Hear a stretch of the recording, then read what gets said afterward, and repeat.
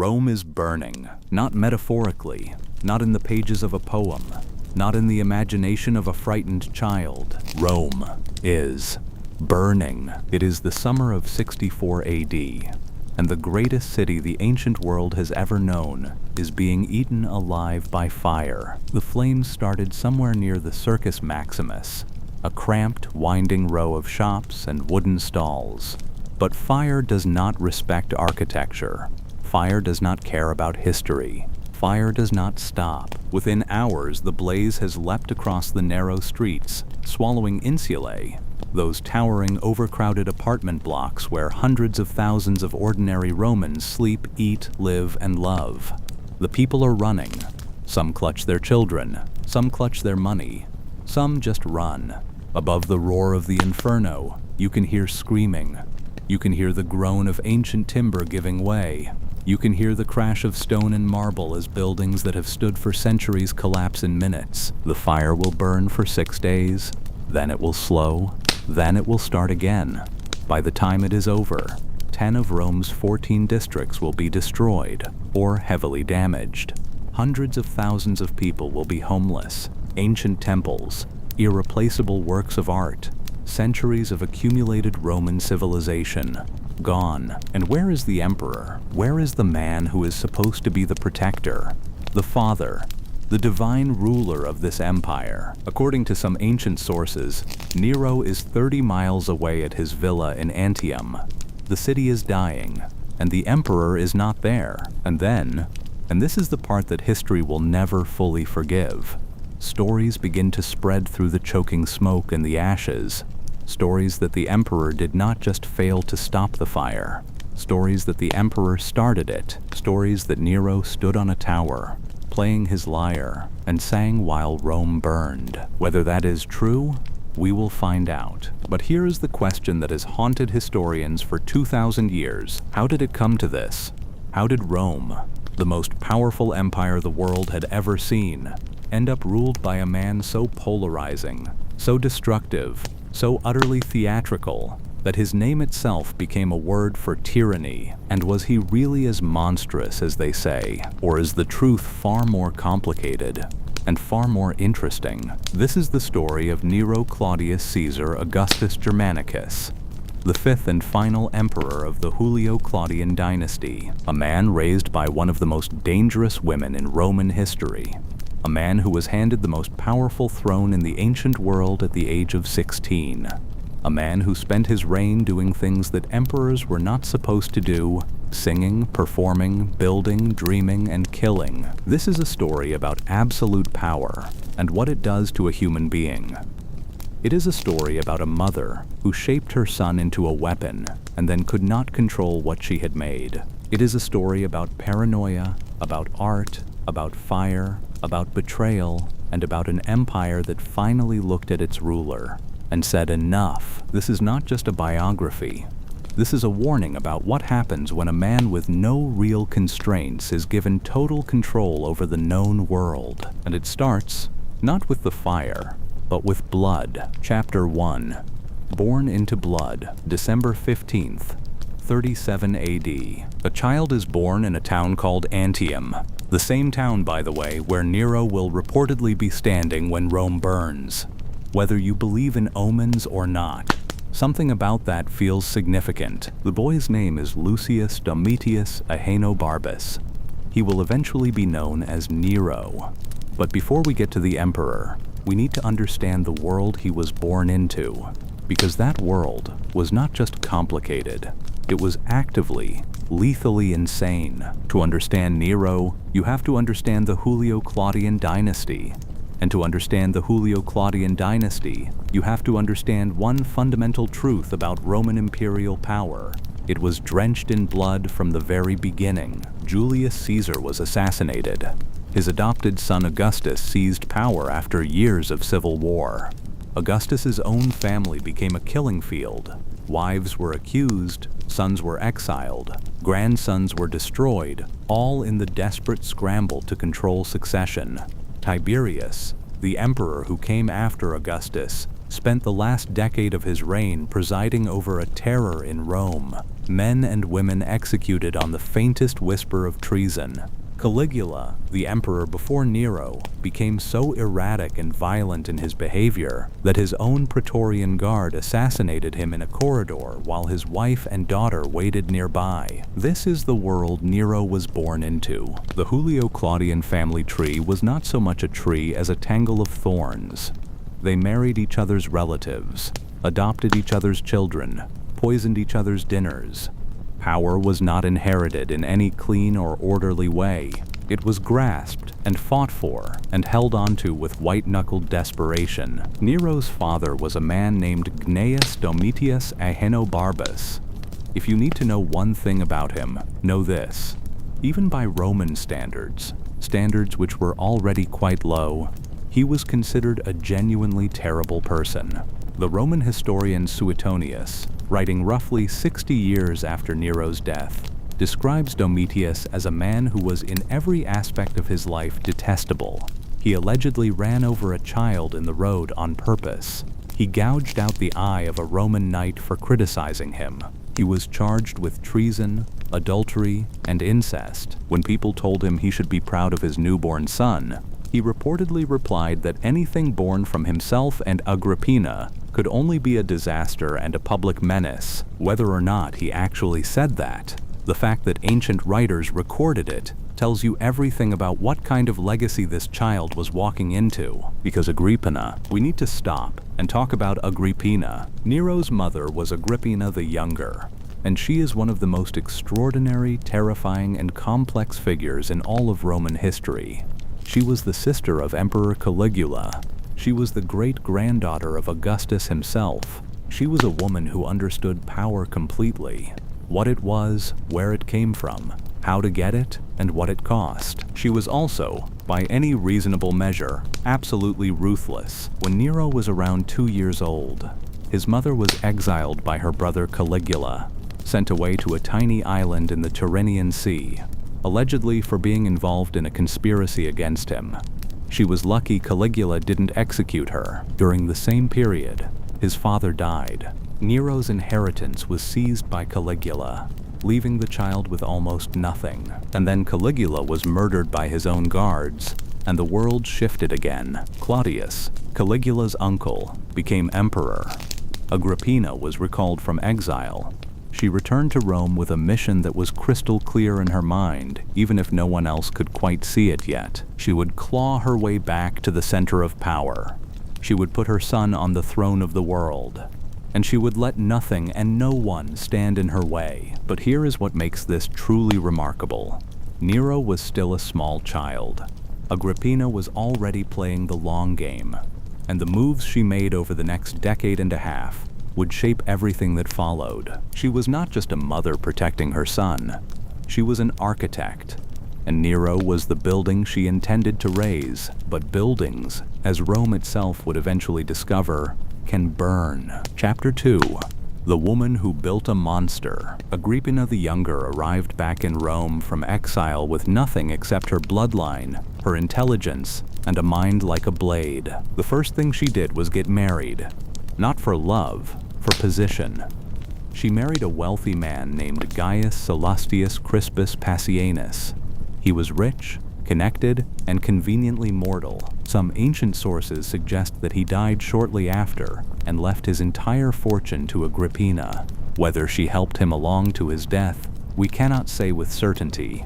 But the pattern was already forming. She was watching, she was waiting, she was calculating, because what Agrippina wanted, what she had wanted since she understood how the world worked, was to be at the absolute center of Roman power.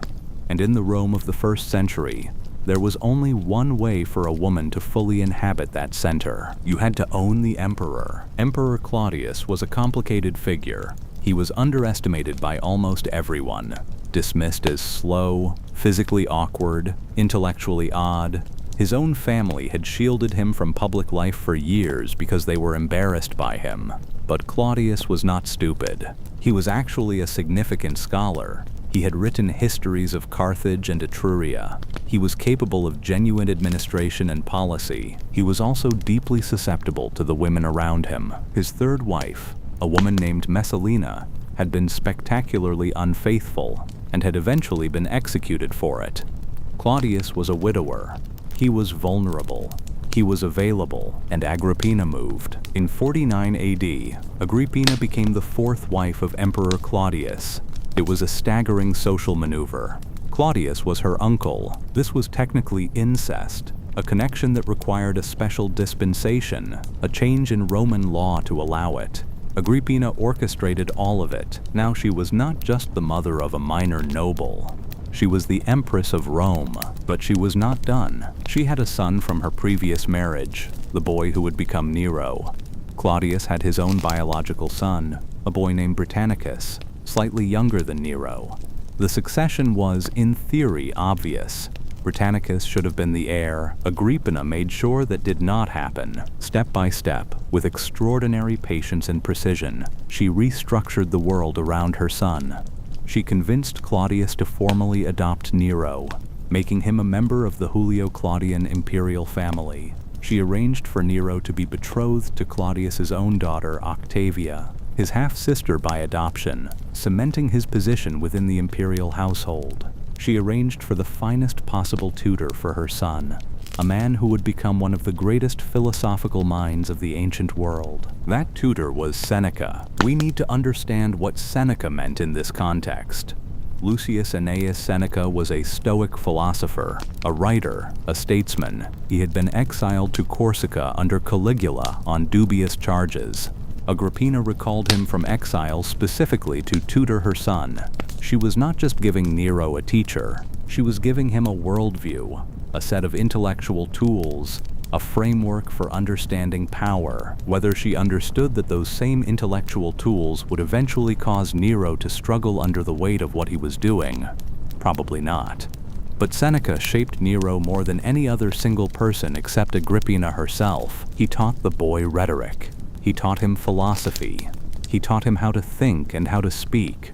Nero was, by many accounts, genuinely intelligent and genuinely artistic. He loved music. He wrote poetry. He had real creative interests. Seneca cultivated all of that, and somewhere in the gap between what Seneca taught and what Agrippina demanded, the shape of who Nero would become was being formed. Meanwhile, Agrippina was consolidating her own power at court. She received foreign ambassadors alongside Claudius, almost as a co-ruler. She had coins minted showing her face.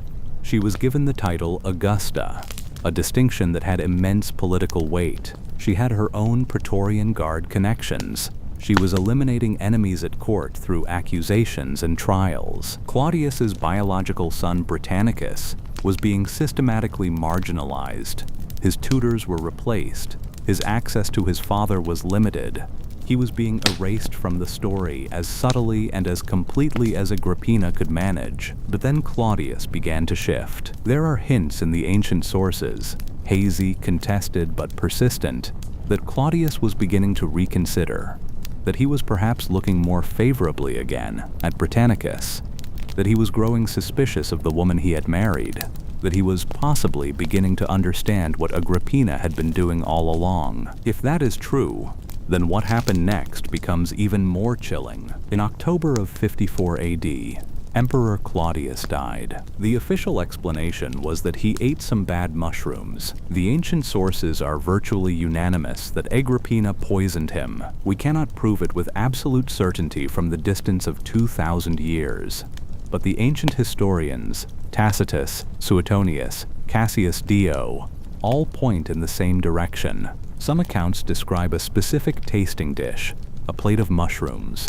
A physician named Xenophon, who allegedly helped ensure Claudius could not recover. The details vary. The conclusion does not. Claudius was gone. Britannicus was a child without a protector. And Nero, at 16 years old, was suddenly the emperor of Rome. Agrippina had done it. She had raised her son from poverty and exile to the throne of the most powerful empire on earth. But here is the thing about building a weapon. At some point, you have to decide who it is aimed at. And the answer, when it finally came, would shock even Agrippina herself. Chapter 3. The Golden Cage. 16 years old. Think about that for a moment.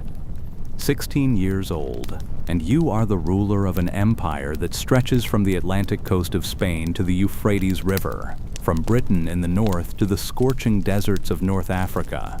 An empire of 50 million people, an empire with the most powerful army the world has ever assembled, an empire with centuries of accumulated wealth, law, culture, and complexity, and you are 16. Nero stepped into power on the 13th of October, 54 AD. The Praetorian Guard, the elite soldiers who served as the emperor's personal protectors and power brokers, gave their allegiance to him. The Senate confirmed his position, the machinery of empire accepted him, but accepted him on whose terms? The court that Nero inherited was not just a political institution, it was a theater. It was a battlefield. It was a place where every smile might be a threat, where every compliment might be a calculation, where loyalty was for sale and trust was a luxury no one could afford. And at the center of it all, pulling strings that no one was supposed to be able to see, was Agrippina. She expected, she assumed with the absolute confidence of someone who had engineered every step, that she would rule through her son, that Nero would be the face on the coins and the name in the proclamations, while she made the actual decisions. What she had not fully accounted for was Seneca, and she had not fully accounted for Burrus. Sextus Afranius Burrus was the Praetorian prefect, the commander of the imperial guard.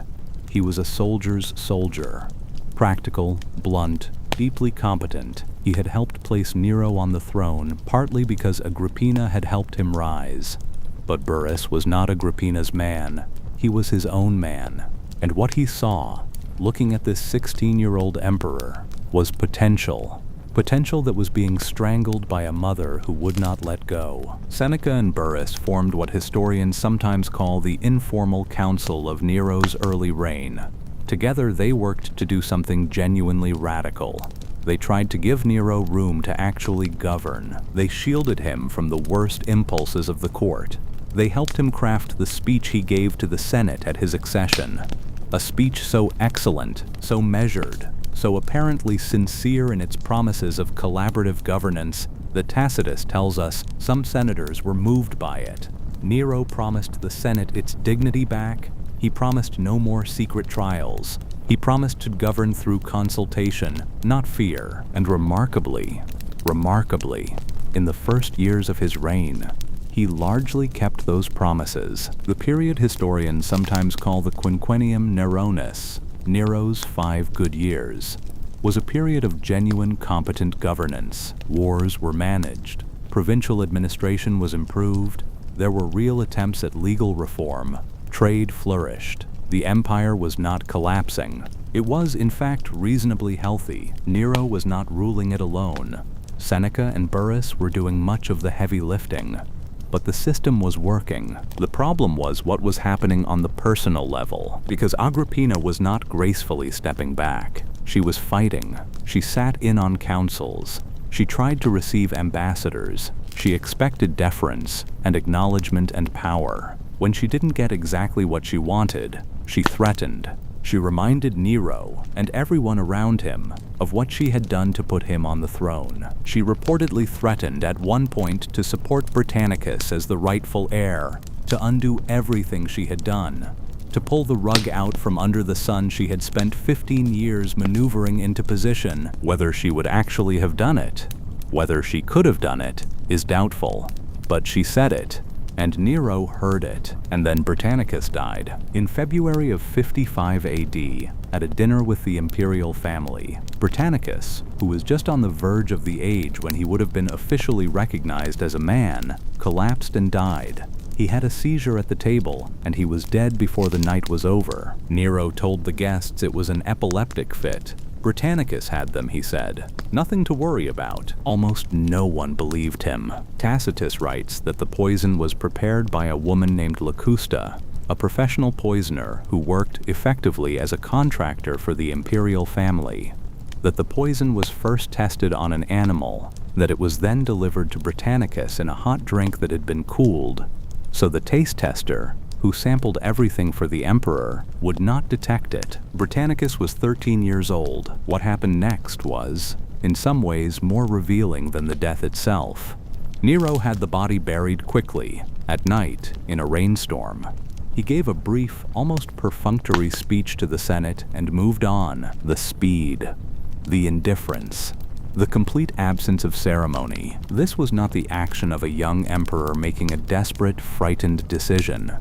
This had the clinical efficiency of someone who had been watching how power works since he was old enough to understand anything. Nero was learning. The question was what exactly he was learning, and somewhere inside the gleaming marble palace, inside the golden cage that was the imperial court, something was shifting. Something that neither Seneca nor Burrus nor even Agrippina had quite planned for was beginning to emerge. The boy was becoming his own man, and when that happened, everything would change. Chapter 4. The Throne of Wolves. Power does something to people. Not always the same thing, and not always immediately. But given enough time, given enough absolute authority, given enough flattery and fear and the ability to simply have whatever you want whenever you want it, power reveals. It reveals who you were always going to be, or it creates someone new entirely from the raw material of who you were. With Nero, it did both. There was a woman named Poppaea Sabina. She was widely considered one of the most beautiful women in Rome. She was the wife of Marcus Salvius Otho, one of Nero's close friends, a man who would later briefly become emperor himself. She was witty, ambitious, sophisticated. She was everything that Octavia, Nero's official wife, was apparently not, or at least everything that Nero found Octavia not to be. Octavia was the daughter of Claudius. She was quiet, dutiful, and politically safe. She was also, apparently, someone Nero felt absolutely nothing for. The ancient sources suggest the marriage was cold from the beginning, a political arrangement that satisfied everyone except the people in it. Poppaea was different. Whether what happened between Nero and Poppaea was love in any meaningful sense, or obsession, or simply a desire for something that was forbidden, we cannot say from inside his head. What we can say is that Nero became consumed by her. And Poppaea, the ancient sources suggest, was extremely good at encouraging that consumption. Nero sent Otho away to govern Lusitania, a province on the western edge of the empire, roughly modern Portugal, and took Poppaea as his mistress. But this was not just a private matter, because nothing was private when you were the emperor of Rome. And because Agrippina had very specific opinions about who her son spent time with, she did not approve of Poppaea. She did not approve of almost any of the choices Nero was beginning to make as he grew into his power. She did not approve of his artistic interests, his desire to perform publicly, to race chariots, to sing and play the lyre on stage, things that no self-respecting Roman emperor was supposed to do. She did not approve of his increasingly confident assertion of his own preferences and his own will. She had built him to be emperor.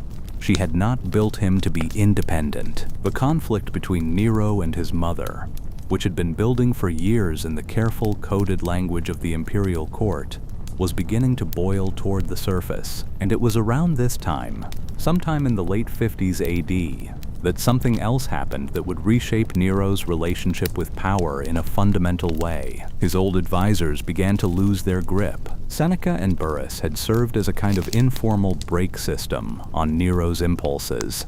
They had counseled restraint, good governance, philosophical discipline, but they were not unassailable. Burrus became ill. He would die in 62 AD, though whether from illness or poison is debated. Seneca, brilliant as he was, could not sustain his influence over an emperor who was growing increasingly assertive and increasingly surrounded by people who told him exactly what he wanted to hear. There was a man named Tigellinus, Gaius Ophonius Tigellinus, who rose to replace Burrus as Praetorian prefect after his death. If Burrus had been a moderating force, Tigellinus was the opposite. He was calculating, cruel, and completely without moral hesitation. He understood Nero not as a responsibility, but as an opportunity. He fed Nero's paranoia. He encouraged his excesses. He used his position to settle personal scores and accumulate power. Tigellinus more than perhaps any other single figure except Agrippina herself, helped steer Nero toward the darkness. But that darkness did not arrive all at once. It never does. First, it started with the mother. By 59 AD, the relationship between Nero and Agrippina had become something close to open warfare, conducted in the Roman fashion, entirely beneath a surface of formal decorum and careful language, but warfare nonetheless. She was being systematically excluded from power. She had moved out of the palace. Her access to her son was limited. The clients and courtiers who had attached themselves to her star were drifting away. She still threatened. She still made noise. And Nero made a decision that is, even by the standards of the Julio-Claudian dynasty, almost incomprehensible in its audacity. He decided to kill his mother. Chapter 5. The Golden Age. Before we get to what happens next, because what happens next is extraordinary and terrible, we need to pause. We need to understand what Rome was during this period, and what kind of emperor Nero actually was when he was governing rather than scheming, because the picture is more complicated than the monster you might be expecting. During the first several years of his reign, under the guidance of Seneca and Burrus, Nero presided over a period of genuine stability. The empire was not in crisis. The economy was functioning. The borders were being managed. In Britain, a Roman governor named Aulus Plotius had consolidated Roman control over much of the island. In the east, a skilled general named Gnaeus Domitius Corbulo was fighting a war against the Parthian Empire over Armenia, and winning. Nero's administration reduced some of the most oppressive taxes. There were serious efforts to reform the way that the grain supply, the lifeblood of Rome's population, was managed. The Senate was consulted and, within limits, respected. Wealthy Romans did not live in constant fear of being denounced and executed by the standards of what had come before. Caligula's reign of erratic terror, Tiberius's final paranoid years of blood and denunciation, Nero's early reign was almost refreshingly sane, and Nero himself was, genuinely, a man of cultural sophistication. He was not pretending to love art and music and literature. He actually loved these things. He wrote poetry that some ancient critics considered genuinely good. He played the lyre with real dedication.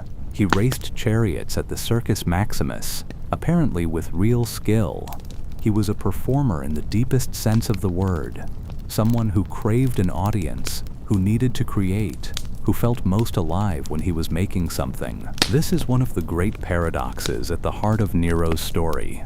In a different life, as a private citizen, as a minor nobleman, as a poet or musician, he might have been remarkable and largely harmless, but he was not a private citizen. He was the emperor, and the things that made him interesting as a person made him dangerous as a ruler. Roman tradition was deeply conservative about what an emperor was supposed to be. An emperor was supposed to be a soldier, a lawgiver, a statesman. He was supposed to project dignity, gravity, restrained masculine authority.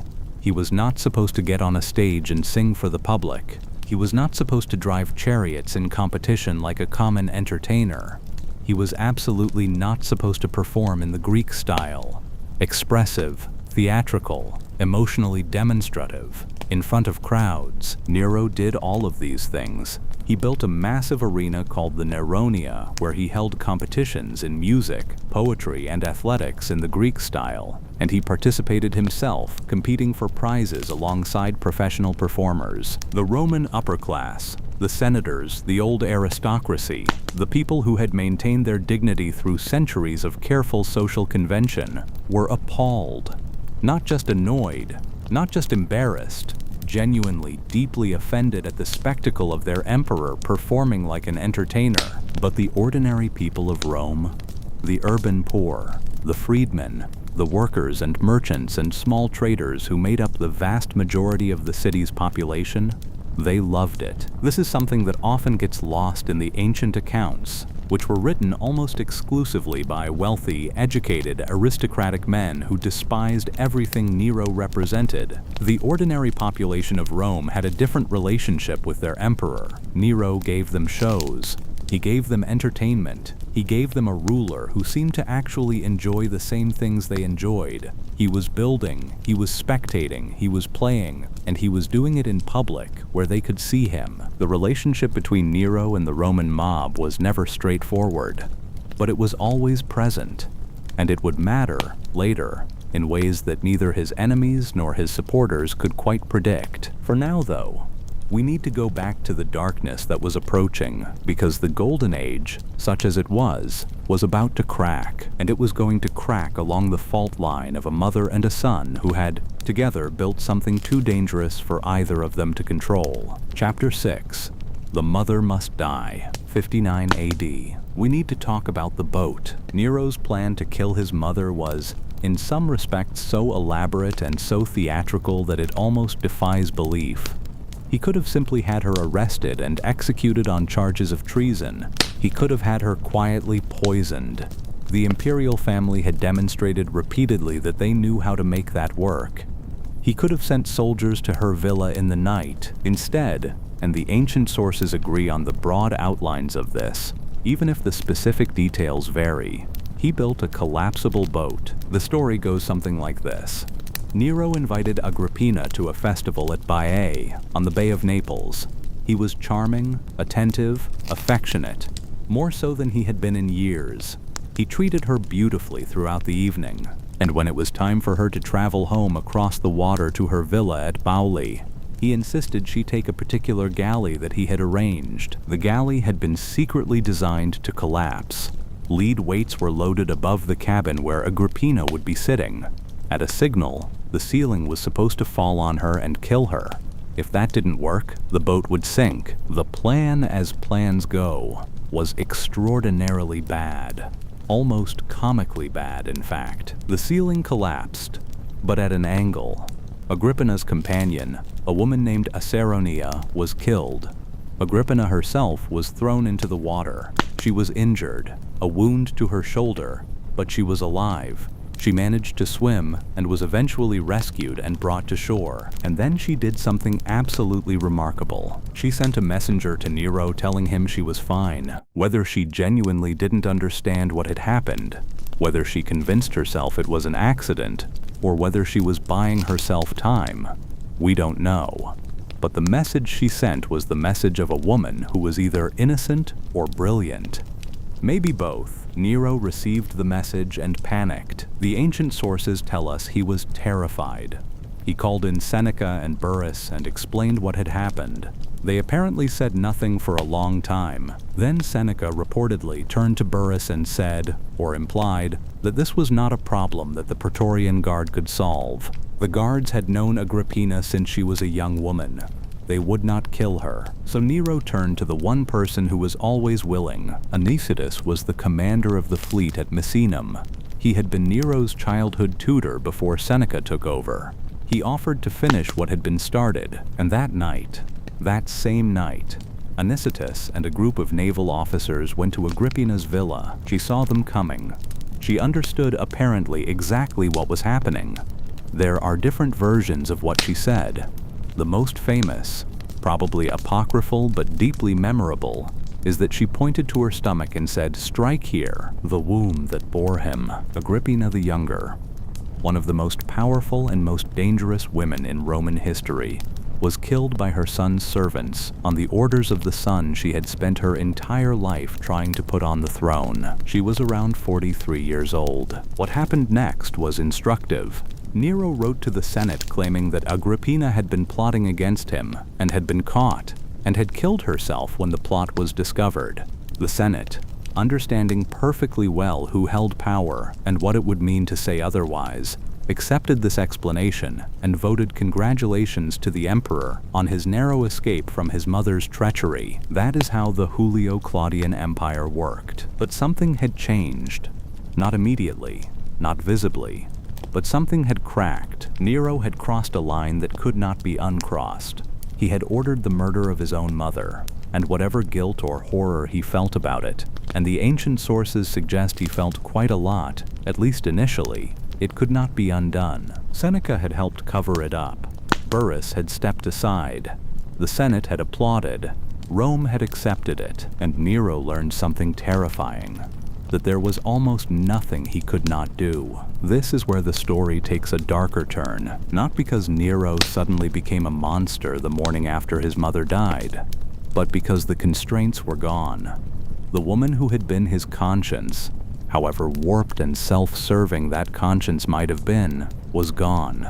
The advisors who had guided and checked him were losing their grip, and the man who was left, sitting alone on the most powerful throne in the world, was someone who had never been taught what it felt like to be told no, and actually have to accept it. The darkness that followed was not a single dramatic event. It was an accumulation, a slow slide, a series of individual decisions, each of which seemed survivable on its own, that together constituted a catastrophe. Chapter 7. The Artist and the Abyss, 62 AD. 3 years after Agrippina's death, 2 things happened that year that would permanently alter the character of Nero's reign. The first, Burrus died. Whether he died of a throat tumor, as some sources say, or was poisoned on Nero's orders, the ancient sources disagree. What is not in dispute is what his death meant. The last significant moderating voice in Nero's inner circle was gone. Tigellinus moved into the vacuum and never left. The second, Nero divorced Octavia and married Poppaea. The divorce and the events around it were ugly in a way that revealed how far Nero was willing to go when he wanted something. Octavia was accused of adultery, a charge that virtually no one in Rome believed. She was sent away, first to the island of Campania, and when popular sympathy for her became visible and uncomfortable, to a more remote location. A short time later, she was killed on orders from Nero. She was around 22 years old. The Roman public, the same ordinary people who had cheered Nero's performances and enjoyed his spectacles, reacted with fury. There were demonstrations in the streets in support of Octavia. Her statues were decorated. The statues of Poppaea were torn down. Nero ignored it. He married Poppaea. He was apparently genuinely besotted with her. She was pregnant with his child, their daughter Claudia, who would tragically die as an infant. Nero declared Claudia divine, a goddess, which was itself a statement about his own growing sense of separation from the ordinary rules of Roman life. But then, and this is one of those details that the ancient sources record with a kind of horrified wonder, Poppaea herself eventually died. In 65 AD, while she was pregnant again, Nero allegedly kicked her. Whether it was an argument that became violent, whether it was an accident, whether she died from complications of pregnancy, the ancient accounts are not perfectly consistent. What they agree on is that she was dead, that Nero was devastated, and that he then went to considerable lengths to give her what was, by Roman standards, an extraordinarily un-Roman funeral. She was not cremated, as Roman custom demanded. Instead, she was embalmed with spices in the Eastern fashion and placed in the mausoleum of Augustus. Nero's grief was genuine and extreme. He apparently also at some point found a young man or freedman named Sporus who resembled Poppaea, had him castrated, and then married him in a formal ceremony. He called Sporus by Poppaea's name. The ancient sources present this as evidence of madness.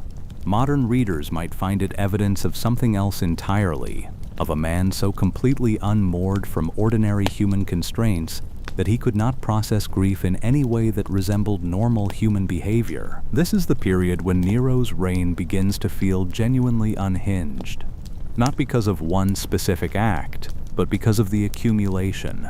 The paranoia was growing. Treason trials were increasing. Men were executed on flimsier and flimsier charges. The Senate lived in an atmosphere of fear that was beginning to feel uncomfortably like the worst days of Tiberius and Caligula, and Nero was spending. This is something that tends to get overshadowed by the more dramatic events of his reign, but it matters enormously. Nero spent money on a scale that was, even by the extravagant standards of the Roman emperors, breathtaking. He built, he performed. He gave enormous gifts to artists and athletes and favorites. He funded spectacles of extraordinary cost and complexity. he was also pouring enormous sums into what would become his most famous and most controversial project, a rebuilding of the imperial residence on the Palatine Hill. But that project would have to wait for a certain event, an event involving fire, because we are now approaching the summer of 64 AD, and Rome is about to burn. Chapter 8. The Night Rome Burned. The night of July 18th, 64 AD. It begins, as catastrophes often do, with something small. A fire breaks out in the merchant district near the Circus Maximus. This is not in itself unusual. Rome burns regularly. The city is dense, overcrowded, built largely of wood and thatch, and almost entirely without any organized firefighting capacity. Small fires are a fact of urban Roman life. They are bad. They are managed. They go out. This one does not go out. There is a wind, a strong wind possibly, or the particular geography of the valley where the fire starts, or simply the absolute density of the structures through which it moves. Whatever the reason, this fire spreads, and once it gets into the narrow maze of streets and alleys that make up the city's lower districts, it finds more fuel than it can possibly consume quickly. The fire burns for 6 days and 7 nights. It slows, and then, when people begin to believe it is finally dying, it reignites. Different sections start up again. It will burn for 3 more days before it is finally extinguished. By the time it is over, the damage is almost incomprehensible. 3 of Rome's 14 administrative districts are completely destroyed. 7 others are heavily damaged. Only 4 districts escape the fire largely intact. Temples that have stood for centuries are gone. Ancient archives, irreplaceable documents, historical artifacts, ash. The homes of hundreds of thousands of ordinary Romans, gone. The number of people killed is unknown, but certainly significant. Now, the question that the ancient world immediately asked, and that historians still debate: did Nero start it? Was it arson? Was it an accident? Was it negligence? Let's take the accusations against Nero first, because they are serious and they are old. Multiple ancient sources, Tacitus, Suetonius, Cassius Dio, record the rumor at minimum that Nero ordered the fire. Suetonius presents it almost as fact. He says that Nero openly set fire to the city and described servants of the emperor throwing torches into buildings. Cassius Dio, writing even later, is similarly harsh. Tacitus is the most careful and the most credible of the ancient sources. He was a Roman senator writing within living memory of many of these events, and he had access to records and witnesses that later writers did not. And Tacitus says something interesting. He says the fire started in the area of the Circus Maximus, in shops that sold flammable goods. He notes that the fire spread quickly due to wind and the density of the city. He records the rumors that Nero had ordered it. And then he says that even in his own time, roughly 50 years after the fire, the truth remained uncertain. What Tacitus is most unequivocal about is what happened after the fire, because what happened after the fire is, regardless of how the fire started, genuinely damning. Nero was, in fact, at Antium when the fire began. He returned to Rome as it was still burning, and whatever else you say about him, he appears to have organized a significant disaster relief effort. He opened his own gardens and public buildings to house the homeless. He brought in grain from surrounding areas and reduced its price. He organized the removal of debris. The ancient sources who are harshest on Nero still acknowledge that these things happened, but he was also, simultaneously, planning something else. The area that the fire had cleared, the devastated heart of the city, represented, from a certain angle, a remarkable opportunity, because what Nero wanted, what he had apparently wanted for some time, was space. The existing imperial residences on the Palatine Hill were, by Nero's increasingly grandiose standards, insufficient. He wanted something larger, something that had never been built before, something that announced to the world, to every person who saw it, to every foreign visitor who visited Rome, that the man who ruled this empire was not merely a ruler but something more, something closer to a god, and the fire had given him exactly the space he needed. This is what drove the accusation. Not proof, not direct evidence, but the shocking coincidence of what Nero built on the ruins of what had burned. He called it the Domus Aurea, the Golden House. Chapter 9, the Scapegoat and the Golden House. Let's talk about the Domus Aurea, the Golden House, because it is one of the most extraordinary buildings ever conceived by a human mind, and because understanding it is essential to understanding Nero. The Domus Aurea was not a house, not in any meaningful sense of the word. It was an entire landscape. It covered somewhere between 100 and 300 acres in the heart of Rome. Estimates vary and are debated, incorporating terraced gardens, artificial lakes, pavilions, porticos, vineyards, pastures, and a palace complex of extraordinary architectural innovation. The entrance hall was reportedly large enough to contain a statue of Nero, a colossal bronze statue over 30 meters tall, later known as the Colossus of Neronus. The dining rooms had ivory ceilings with movable panels that showered guests with flowers. There were pipes that delivered perfume. The ceilings were decorated with astronomical maps.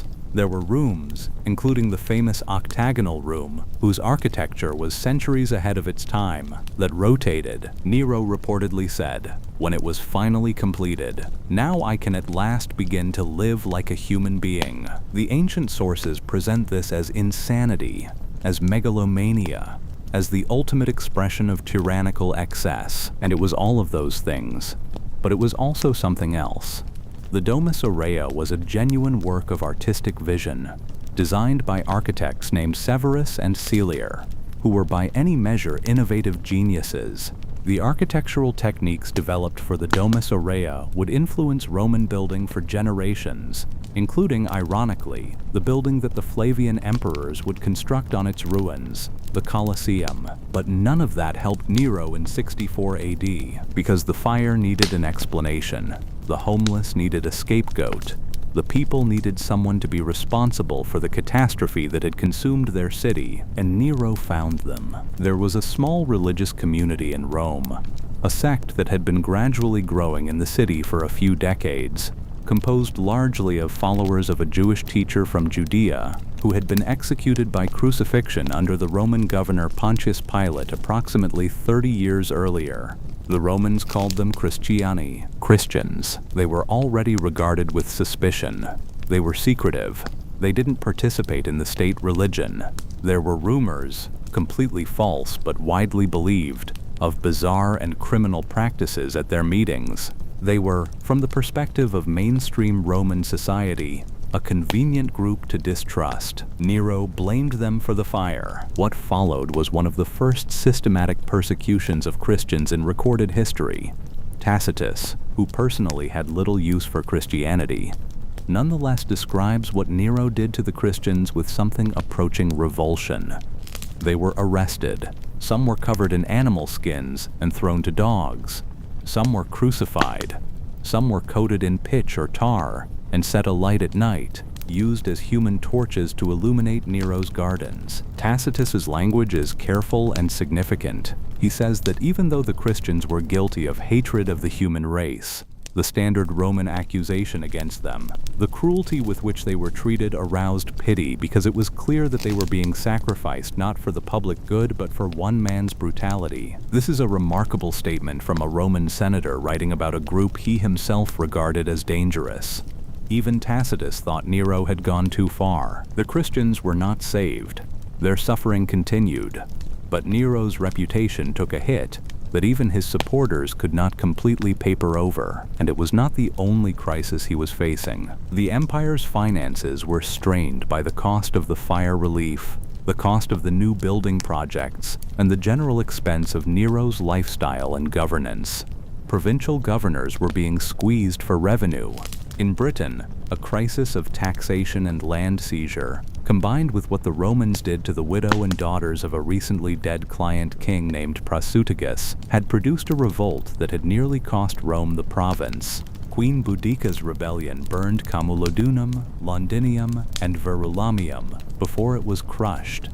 The humiliation was real. In Judea, tensions were building toward what would eventually become the Great Jewish Revolt of 66 AD, a catastrophic war that would end with the destruction of the Temple in Jerusalem. The empire was not collapsing, but it was showing cracks, and inside Rome, in the corridors of power, in the dinner parties where senators gathered and drank wine and spoke very carefully, something was taking shape, a conspiracy. The greatest threat to Nero was not coming from Britain or Judea or Parthia. It was sitting at the dinner table. Chapter 10.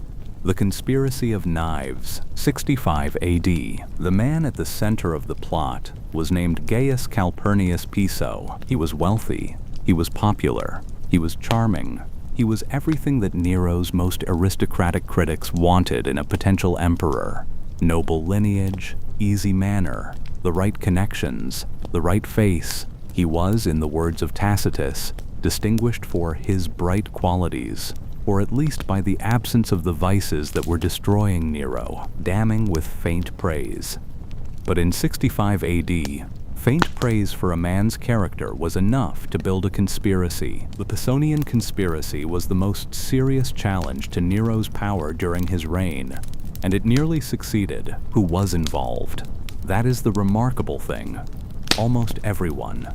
Senators, knights, army officers, members of the Praetorian Guard, the very soldiers who were supposed to protect Nero, a tribune named Subrius Flavus, a centurion named Sulpicius Asper, the philosopher and statesman who had been Nero's own tutor, Seneca, or at least there were people in the conspiracy who claimed he was involved, and, most surprisingly of all, a young woman named Epicharis, a freed woman, not of the senatorial class at all, who had apparently been working to recruit members of the fleet at Misenum into the plot. The plan was to assassinate Nero at the Circus Maximus during the games.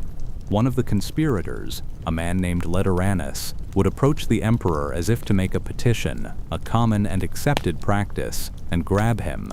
Others would then strike. It was a reasonable plan. In a world without firearms, getting close was everything. They had the access, they had the numbers, they had the motivation. They did not account for cowardice and bad luck. A man named Milichus, a freedman who was the slave of one of the conspirators, got word of the plot somehow and went to Tigellinus. The reason he did it was almost insultingly mundane. He expected a reward. He got one. The arrest of the conspirators began immediately. The speed and thoroughness of the crackdown was terrifying. Under torture, names were extracted. Each name produced more names. The circle of alleged conspirators expanded rapidly, absorbing people who were genuinely guilty, people who were probably guilty, and people who were definitely not guilty at all but happened to know someone who was. Epicharis, the freed woman who had tried to recruit the fleet, was arrested before the main arrests began. She told them nothing. They tortured her. She told them nothing. They tortured her again the next day. She was so severely injured from the first day that she had to be carried to the interrogation in a chair. She used the bands of the chair to hang herself, rather than risk breaking under the pain. She was a freed woman. She had no noble lineage, no ancestral name to protect, no philosophical training in how to face death. She died rather than give up the names of men, who, as it turned out, promptly gave up each other the moment they were arrested. Tacitus records this with unmistakable admiration. The senators and knights who were supposed to be Rome's most noble men broke. The woman they would never have invited to dinner did not. The reprisals were savage. 19 people were executed. 13 were exiled. Among those ordered to die was Seneca himself. Nero's former tutor was told to take his own life. He did, in a scene that Tacitus describes with great detail and solemnity, opening his veins, dictating letters to the end, dying slowly in a bath, while his wife Pompeia Paulina tried to die beside him, but was prevented by soldiers who were following orders to save her life. Whether Seneca was actually involved in the conspiracy is genuinely uncertain. Tacitus himself is equivocal. But Nero's willingness, eagerness even to include him in the condemned, speaks to how far the relationship between the emperor and his former mentor had deteriorated. Seneca, the philosopher, who had counseled an emperor for nearly a decade, bled out in a bath while his former student sat in the palace a few miles away. A military conspiracy, the Venetian conspiracy, followed the next year and was similarly crushed. More deaths, more exiles, more fear, and then came the purge that cut deepest of all. A man named Petronius, the arbiter of elegance, Nero's sophisticated cultural advisor, the man possibly responsible for writing the Satyricon, one of the great works of Roman literature, was condemned. He chose to die on his own terms, in Neronian fashion.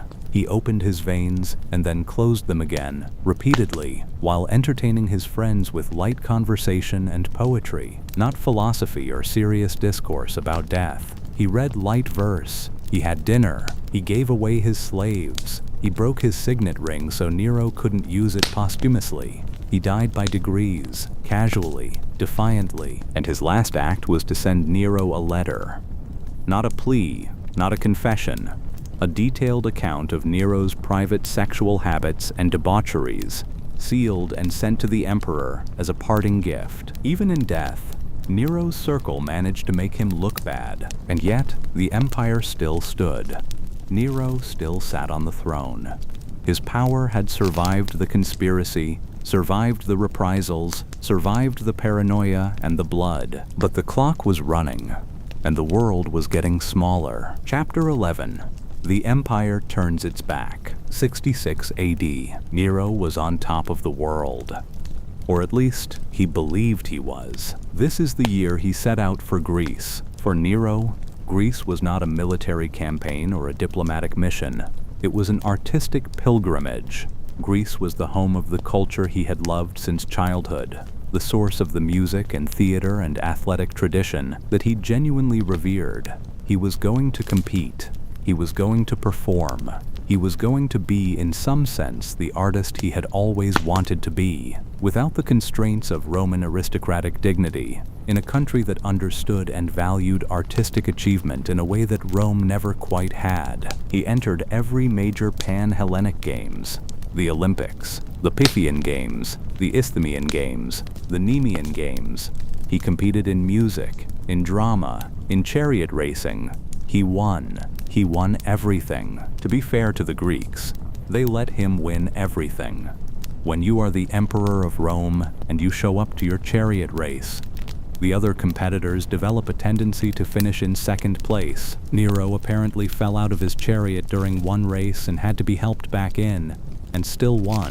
The judges awarded him the victory anyway. He did not, apparently, care about this.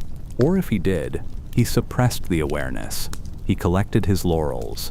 He gave enormous amounts of money to the Greek cities. He declared Greece liberated from Roman taxation, a dramatic gesture that thrilled the Greeks and appalled Roman administrators, who immediately understood that the lost revenue would have to come from somewhere else. He was also, while in Greece, receiving news from Rome and from the provinces that he preferred to largely ignore. The situation in Judea had deteriorated into open revolt. The Roman governor Cestius Gallus attempted to suppress it and suffered a significant military defeat. A Roman army driven back, a genuine humiliation. Nero appointed a general named Vespasian to handle it. He was capable. He would eventually succeed, but the Jewish War was a massive, expensive, brutal military operation that dragged on for years and cost the empire enormously. In Rome, Nero's absence was being felt. The governance was continuing. The machinery of empire did not simply stop, but the emperor was thousands of miles away competing in music competitions, while a province burned, and in the provinces further west, in Spain, in Gaul, in Germany, the governors who commanded Roman legions were watching, and some of them were thinking the man who would light the fuse was named Gaius Julius Vindex. Vindex was the governor of Gallia Lugdunensis, roughly modern France. He was of Gallic aristocratic origin, a man who had made his career within the Roman system but who apparently felt that the Roman system had, with Nero, broken down past the point of repair. In early 68 AD, Vindex raised his province in revolt. This was not, initially, a military revolt. He did not have significant legions to deploy. It was more of a declaration and an appeal, a call to the other governors of the western provinces to join him in rejecting Nero. Nero, still in Greece, received the news with apparent calm. He didn't even come back to Rome immediately, but then the rebellion grew. Servius Sulpicius Galba, the governor of Hispania Tarraconensis, roughly modern Spain, declared for the revolt. He was an old man in his early 70s, but he was a soldier of genuine experience, and he had serious legions behind him. When Galba moved, the political calculus of the rebellion changed entirely. The Senate, smelling blood, began to shift. The Praetorian Guard, whose loyalty was always ultimately for sale, began to shift. Nero returned to Rome. But the Nero who returned was not the confident emperor who had left. He was, by multiple accounts, increasingly erratic, veering between extremes of panic and strange passivity. He made plans that were never executed. He threatened responses that never materialized. He was, according to the ancient sources, alternately furious and paralyzed. Tigellinus, the man who had encouraged his worst impulses, who had fed his paranoia and helped him eliminate his enemies, conveniently became ill and largely withdrew. The rat was leaving the ship. Nero's inner circle contracted rapidly. On June 8, 68 AD, the Senate met and did something that had never been done before in the history of the imperial system. They declared Nero a public enemy of the state. They declared him a hostis, an enemy of Rome. The man who had been emperor for nearly 14 years was now, legally, a criminal, and the Praetorian Guard stood down. They did not fight for their emperor. They accepted the Senate's decision and transferred their allegiance to Galba. Nero was alone. Chapter 12. The last night of an emperor, the night of June 8th to 9th, 68 AD, Nero woke in his palace to find it nearly empty. His guards were gone. His servants had fled, most of them taking whatever valuables they could carry on the way out. The corridors that had been filled with the constant movement of the imperial court, petitioners and secretaries and soldiers and slaves and courtiers and sycophants, were silent. He called out. No one answered. He ran through the rooms of his own palace trying to find someone. Anyone. He found a few freedmen. He found one loyal Praetorian officer, a man named Phaon, who offered him shelter at his villa a few miles outside the city. Nero left the palace in the dark, with a small group of these few remaining loyalists. They rode through the night, Nero barefoot, wrapped in a cloak covering his face. The Emperor of Rome, who had built the most spectacular palace in the history of the world, was sneaking through his own capital in the dark like a fugitive. He could hear in the distance the sounds of the city, people cheering Galba, people celebrating his fall. He passed a group of soldiers who recognized him and said nothing, but said nothing in a way that made clear they were not going to help him. He could go where he was going. That was all. They reached Phaon's villa in the early hours of the morning. Nero refused to enter through the front door, too risky, too visible, and crawled through a hole in the wall instead. He sat in a back room in the dark. He was given a piece of coarse bread. He could not eat it. He was given some lukewarm water. He drank it. He was told that a dispatch had arrived. The Senate had condemned him to death by the ancient Roman custom of beating. He asked what that meant exactly. What did death by beating entail? He was told. It was not quick. He took out 2 daggers he had brought with him. He tested their blades. He put them down. He could not bring himself to use them. He asked one of his companions to demonstrate, to show him how to do it. No one would demonstrate. He said things that the ancient sources recorded, possibly because they were strange and memorable. He said, in Greek, "What an artist dies in me." Some versions of the ancient accounts have him say this at the moment of his death. Whether those were his exact words, whether he said anything at all in those final moments, we cannot know. The sound of horses, coming quickly, the men sent by the Senate to bring him in for execution, Nero placed the blade at his throat. He could not do it alone. His secretary, a man named Epaphroditus, apparently helped him press the blade home. The soldiers burst through the door. One of them tried to press his hand against the wound, as if to save him, or at least to ensure he survived long enough for a formal execution. He did not survive. Nero was 30 years old. He had been emperor since he was 16. The last of the Julio-Claudian dynasty bled out on the floor of a freedman's villa, hiding from the soldiers of the empire he had ruled for nearly 14 years. His faithful mistress, or perhaps Acte, a freed woman who had loved him years before, arranged for his body to be cremated and buried, dressed in white and gold, in the tomb of the Demeti Ahenobarbi, his family's mausoleum on the Pincian Hill. Even at the very end, someone still loved him. Whether he deserved it is a question that has no clean answer. Ending the legacy no one could bury. Nero was dead, but Nero would not stay dead. Not in the way people usually meant by that. In the months and years that followed, a strange thing happened. In the eastern provinces, in Greece, in Asia Minor, in Syria, in Egypt, people refused to accept that Nero was gone. Several men appeared claiming to be him. These pseudo-Neros, as historians call them, attracted genuine followers. In the parts of the empire farthest from Rome, where Nero had given money and freedom and spectacles, where his memory was warm rather than cold, people wanted to believe he had survived. The last known pseudo-Nero appeared almost 20 years after Nero's death, and even then had to be taken seriously enough that the Parthian Empire supported him diplomatically. This tells us something important, not about whether Nero was good. The evidence on that count is damning, but about who he was to the people who were not senators, not aristocrats, not ancient historians who despised everything he represented. Now let's talk about that history, because how we know Nero is inseparable from who told us about him. The men who wrote the accounts that shaped Nero's reputation were, virtually without exception, members of the Roman senatorial class.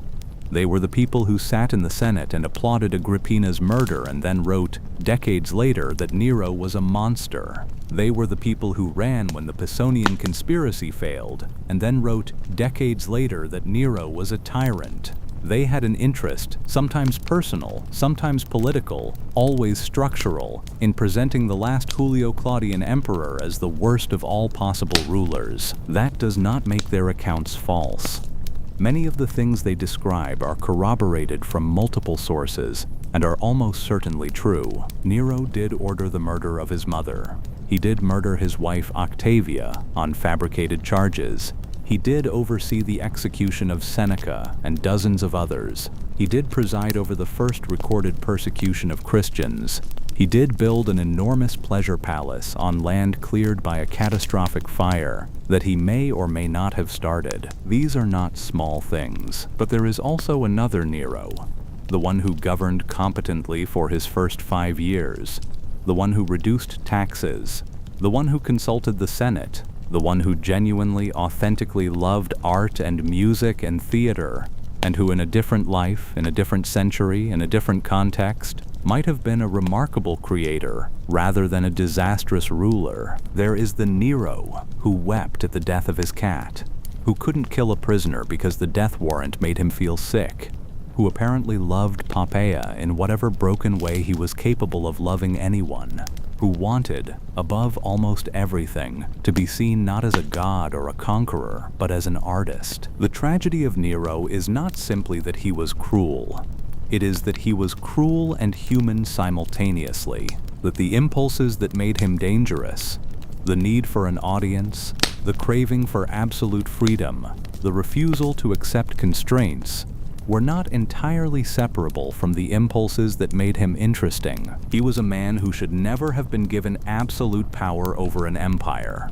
And yet, in the particular madness of the Roman system, in the specific catastrophe of being born into the Julio-Claudian family and being shaped by Agrippina's iron ambition, he was. The Roman Empire did not collapse when Nero died.